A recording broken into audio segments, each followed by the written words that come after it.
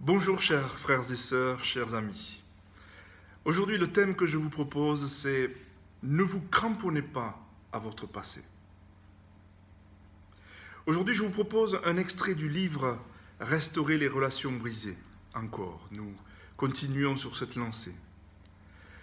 Et voici un extrait. Il y a 10 ans, la meilleure amie d'une dame était partie avec son mari. Et ils vivaient apparemment un bonheur sans nuages. Ils habitaient dans une belle maison et s'offraient des vacances de luxe. Aucun des deux n'avait manifesté le moindre remords ni fait la moindre tentative de réconciliation avec elle. Pendant ce temps, cette pauvre femme revivait sa souffrance, jour après jour, et se cramponnait de toutes ses forces à son passé. Elle s'approcha de moi et me dit, indignée, « Vous dites qu'il faut pardonner. Vous voudriez que je leur pardonne d'avoir gâché ma vie ?» Elle pensait à tort que s'accrocher à son amertume était une façon de se venger alors que cela ne faisait qu'ajouter à son malheur. Garder de l'amertume dans son cœur, c'est comme avaler un poison et s'attendre à ce que l'autre meure. Je lui dis, je vois en vous une personne en détresse qui brandit un bras en l'air, le poing serré, mais la main puissante de Dieu vous en serre fermement le poignet. Vous ne vous accrochez même pas à Dieu, c'est lui qui vous tient. Votre autre bras vous tire vers le bas alors que vous vous cramponnez au passé. Pourquoi ne lâchez-vous pas le passé pour vous accrocher de toutes vos forces à Dieu? Vous ne réussirez qu'à vous faire du mal. Mais vous, ne vous rendez pas compte à quel point ils m'ont fait souffrir, protesta-t-elle. Et il continue à le faire.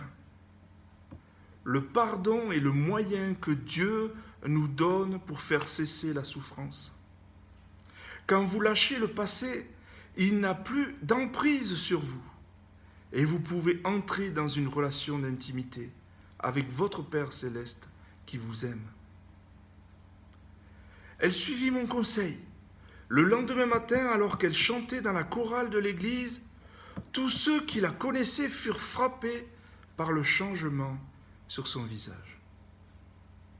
Aujourd'hui, chers frères et sœurs, chers amis, je prie pour vous, qu'avec l'aide de notre Dieu, vous réussissiez à lâcher prise sur vos situations douloureuses et à vous accrocher de toutes vos forces à Dieu.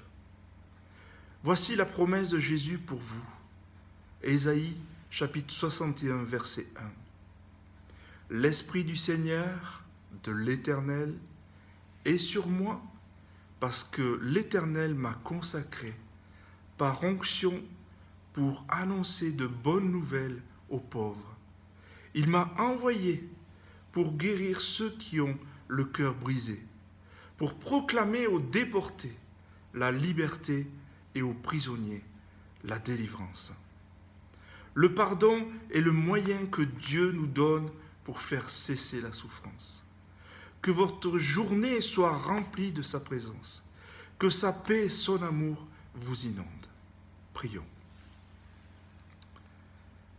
Père, nous avons besoin de toi. Cher Saint-Esprit, viens nous guider dans le pardon. Donne-nous des noms, des personnes à qui nous devons pardonner. Et Saint-Esprit, aide-nous à pardonner. Je prie, Seigneur, qu'il y ait vraiment une réconciliation sincère entre ces personnes. Merci pour les frères et sœurs, les amis sur Internet. Veuille les accompagner dans cette démarche de demander pardon. Je prie, Seigneur, que tu ouvres les portes et que vraiment nos cœurs soient de plus en plus saints pour ta gloire, au nom de Jésus. Amen. Que Dieu vous bénisse. À bientôt. Au revoir.